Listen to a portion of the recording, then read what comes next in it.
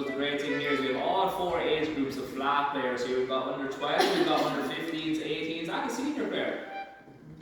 Not an easy feat for any club to have all 4 age groups there.